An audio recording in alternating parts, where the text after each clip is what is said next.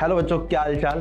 तो यार मैं कुछ क्या थोड़ा सा एक स्टडी टाइप कर रहा था। यार बच्चा जो है वो पढ़ता तो बहुत कुछ है, लेकिन उसे कुछ चीज़ें याद क्यों नहीं रहती हैं, वो एक लंबे टाइम तक उन चीज़ों को याद क्यों नहीं रख पाता है। तो उसका एक मैं ऐसे देख रहा था, फिर मुझे दुख भी हुआ कि यार बच्चा इतना कुछ पढ़ता है, सब करता है, उसके बाद भी उसका रिजल्ट नहीं आ रहा है। कहीं ना कहीं वो उन चीज़ों पे लैग कर जा रहा है, पता नहीं किस वजह से कर जा रहा है। तो फिर मुझे ध्यान आया, यार अगर बच्चा कभी साला मूवी देखने अगर गया है, मान लो बच्चा कहाँ गया है बेटा, मूवी देखने तुम जा रहे हो, और उस मूवी को देखते देखते तुम्हें अचानक से ऐसा लगा कि यार ये पूरी की पूरी स्टोरी अब मुझे याद है 3 घंटे बाद, और मैं इसे बिल्कुल भी भूला नहीं हूं।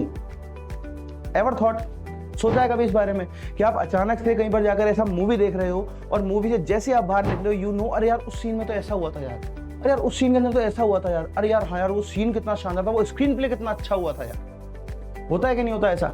क्यों होता है ऐसा? ऐसा पढ़ाई में क्यों नहीं कर पा रहे हो? तो बेटा this is because of our photogenic memory, है ना। गौर से सुनना, हमारा जो ब्रेन है ना बेटा, वो अलग अलग तरीके से फंक्शनिंग करता है। सर आप ये अचानक से कैसा वीडियो बना रहे हो सर, अचानक से आप एक केमिस्ट्री के टीचर हो, आप अचानक से, मैं बेटा इसलिए बना रहा हूँ क्योंकि कहीं ना कहीं केमिस्ट्री के अंदर इसका बहुत बड़ा रोल होता है।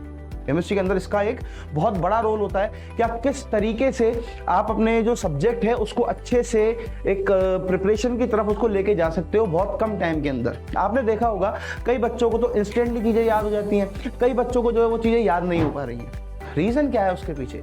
कहीं ना कहीं आप अगर देखोगे तो जिन चीज़ों को आप विजुअली देखते हो, आप एकदम सामने देखते हो, वो मेमोरी आपकी हमेशा बहुत लॉन्ग टर्म तक स्टोर रहती है आपके ब्रेन के अंदर। इसी तरीके से जिस चीज़ को आप प्रैक्टिस कर रहे हो लगातार, जिस चीज़ को आप लर्न कर रहे हो लगातार, वो कहीं ना कहीं जाके आपके लॉन्ग टर्म स्टोरेज में स्टोर हो जाती है। हम लोग बात करते हैं कि हमारा ब्रेन जो है वो किस तरीके से फंक्शनिंग करता है इस पर्टिकुलर सिनेरियो के अंदर, ठीक। तो देखो बेटा, सबसे पहले हमारी जो मेमोरी है वो हमारी ब्रेन की बेटा सेंसरी मेमोरी, ठीक। सेंसरी का क्या मतलब है? आप एक चीज को समझना, आपने कहीं गए, आपने किसी चीज को सेंस किया, आपने देखा कि अरे यार अच्छा ये तो वो चीज हो सकती है, ठीक है। आपने जाके अचानक से देखा कि बोले यार ये चीज़ें, मान लो जो like I am having a bottle, तो मुझे इसको देखने की भी कई बार जरूरत नहीं होगी, मुझे बस ऐसे हाथ लगा के पता होगा यार ये एक बॉटल है। मान लो मेरे पास एक रिमोट है, तो मैं कहा यार हाँ, अच्छा यार तो छोटा है, अच्छा रिमोट है, छोटा है इसका मतलब किसी और पैनल का हो सकता है, किसी और चीज़ का हो सकता है, तो उस तरीके से बात कर रहे हैं। तो this is a kind of sensory memory, जिसको आप ऐसा कह सकते हो कि हाँ यार एक बहुत छोटे टाइम के लिए है, और केवल सेंस करके आई कैन अंडरस्टैंड कि हाँ यार ये चीज़ होगी इसके अंदर। लेकिन सर इसका पढ़ाई में तो कोई लॉजिक नहीं है। एग्जैक्टली, अब सुनो इसके आगे की बात सुनते हैं हम लोग। फिर हमारे पास आती है बेटा short term memory. Short term memory का मतलब, लेट्स सपोज आपके सामने से एक कार निकली, अच्छी कार थी, सब कुछ था, बहुत अच्छी बात है, उसकी नंबर प्लेट आपने पढ़ी, आपको मुश्किल से 2-3-4 मिनट के लिए वो नंबर याद रहेगा, लेकिन बहुत लंबे टाइम तक याद नहीं रहेगा। आपको सर ने कुछ बताया, आपको हमने कुछ बताया, कोई एक ऐसी बात बोल दी जो अगर ऐसी कोई चुटकुले वाली बात थी तो वो लंबे समय तक याद रहेगी, ठीक है। लेकिन अगर मैं कोई टॉपिक समझा रहा हूं आपको, लेट्स सपोज, और टॉपिक को समझाते समझाते कहीं ना कहीं आपको अचानक से ऐसा लग गया कि यार ये चीज जो है वो थोड़ी सी कहीं ना कहीं ऐसी हो रही है, अरे यार वो रिएक्शन में सर ने क्या बताया था यार, तो this is your short term memory.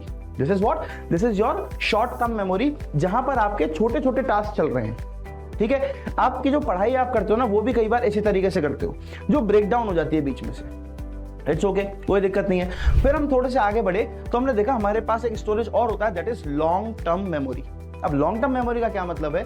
आपने कभी मान लो कोई चीज की बहुत तगड़े तरीके से प्रैक्टिस करी, लेट्स से आपने कार चलाना सीखा, आपने बाइक चलाना सीखा, आपने जो है साइकिल को चलाना सीखा। अब इन चीजों के अंदर क्या होगा बेटा, जब आप इन चीजों को सीख लेते हो तो क्या आप इन्हें भूलते हो? इनफैक्ट कई बार डॉक्टर्स भी ऐसा कहते हैं कि अगर किसी का मेमोरी लॉस हो जाए तो वो इन चीजों को नहीं भूलता है। क्यों? Because those are stored in your long term storage, जहां वो हमेशा चीजें आपको याद रहेंगी। आप गाड़ी चलाना नहीं भूल सकते, आप लोग नाम भूल जाएंगे, ये सब भूल जाएंगे, जो कि आपके सबकॉन्शियस माइंड में स्टोर्ड हैं। कुछ चीजें वो आपको हमेशा याद रहेंगी जिनकी आपने प्रैक्टिसिंग करी है, जिनकी आपने क्या करी है बेटा, प्रैक्टिसिंग करी है। इसलिए तो कहते हैं कि practice is the key to success, revision is the key to success. क्यों कहते हैं इस चीज को बेटा बार बार? इसीलिए इस चीज को आपको बताया जाता है, इसीलिए इस चीज को आपको कहा जाता है, राइट। अच्छा, इसके बाद हमारे पास क्या होता है बेटा, एक होती है हमारी फोटोजेनिक मेमोरी। हमारे ब्रेन का एक छोटा सा पार्ट होता है जिसको हम बोलते हैं बेटा ऑक्सीपिटल लोब, जो कि आपका आईज किन किन चीजों पर फंक्शन कर रही है, किन कलर्स पर फंक्शन कर रही है, किस कलर को मैं आइडेंटिफाई कर पा रहा हूं, किसको नहीं कर पा रहा हूं, इन सारी चीजों का काम उस लोब का होता है पर्टिकुलरली। अब यहाँ पर एक चीज समझने वाली चीज है कि लेट्स सपोज कुछ नोट्स ऐसे आते हैं आपके पास जिसमें अलग अलग कलर होते हैं, तो आपको आइडेंटिफिकेशन होता है कि भाई ये जो चीजें इंपॉर्टेंट है, सर ने कहा था मैं इसको हाईलाइट कर लेता हूँ। लड़के तो क्या करते हैं, एक लिया रेड पेन, और एक लिया ब्लू पेन, एक लिया ब्लैक पेन, ब्लैक पेन लिया तो लिया, नहीं लिया, ब्लू पेन से छाप दिया पूरा, गर्ल्स जो हैं, जो बच्चियां वास्तव में अवेयर हो, कुछ लड़के भी, ऐसा नहीं कह रहा हूं मैं, मोस्ट ऑफ द बॉयज यही करते हैं because I am a boy तो I know it very well, right ना बेटा।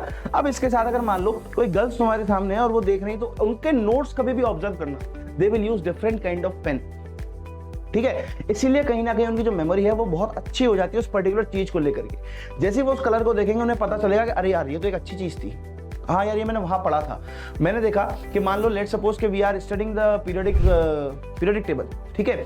अब उसमें कभी आप देखोगे तो आपको नजर आएगी कि पीरियडिक टेबल के अंदर पूरा का पूरा अलग अलग एनसीईआरटी के अंदर जो टेबल दे रखी है ना, उसके कलर्स अलग अलग है बेटा। कहीं पर ग्रीन दे रखा है, कहीं पर पीच कलर दे रखा है, कहीं पर येलो कलर दे रखा है, इस तरीके से अलग अलग कलर्स वहां पर आपको दे रखे हैं। क्यों दे रखे हैं? आपको लंबे टाइम तक याद रहते हैं वो कलर। अच्छा हाँ यार ये मैंने मेटलॉइड्स थे यार ब्लू कलर में लिखे हुए थे, सर ने बताया था, मैंने बुक में भी पढ़ा था यार ये मेटलॉइड्स ब्लू कलर में थे, अरे यार इनकी लाइन कुछ ऐसी थी। हल्का हल्का याद आया ना तो तुम ऑटोमेटिक उसको पिक्चराइजेशन कर लेते हो। कैसे करा?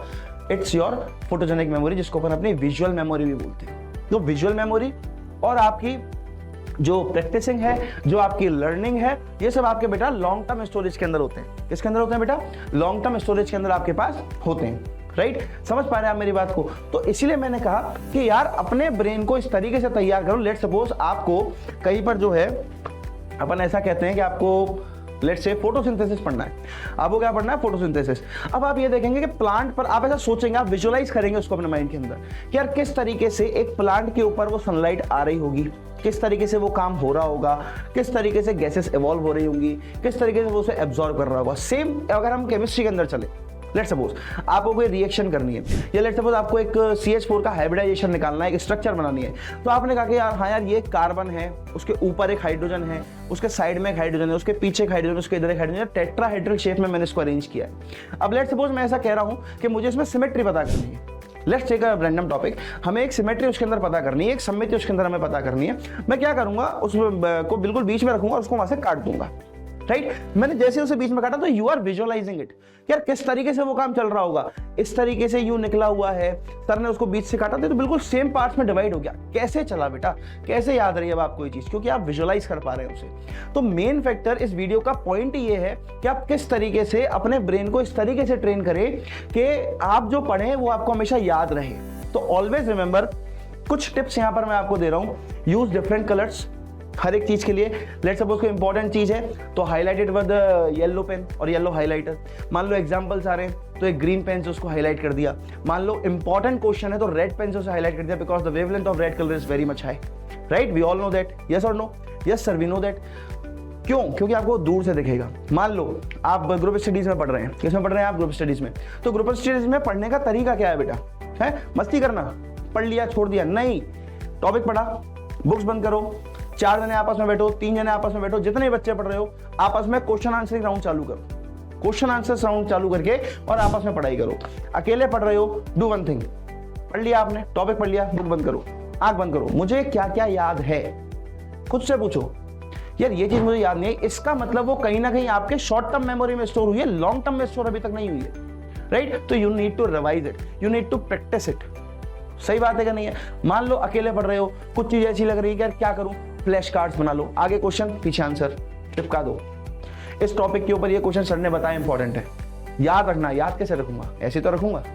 बोलिए क्या ये चीज आपको समझ में आती है? तो बेटा ये कुछ एक अच्छी टिप्स एंड ट्रिक्स आपके लिए हो सकती है, बिकॉज आपका जेईई का एग्जाम पास में, नीट वाले बच्चों का कुछ टाइम बाद नीट वाला एग्जाम आने वाला है, बोर्ड्स आपके नजदीक है। तो कहीं ना कहीं ये वाली जो चीज है, ये वाला वीडियो जो आपके लिए कहीं ना कहीं बहुत ज्यादा हेल्पफुल रहने वाला है बेटा for this particular thing. I hope आपको ये चीजें बिल्कुल अच्छे से समझ में आई होंगी, और अगर समझ में आई है तो कमेंट करके जरूर लिखना कि हाँ सर हमें ये चीजें समझ में आई और कहीं ना कहीं हम आपसे रिलेट कर पा रहे हैं।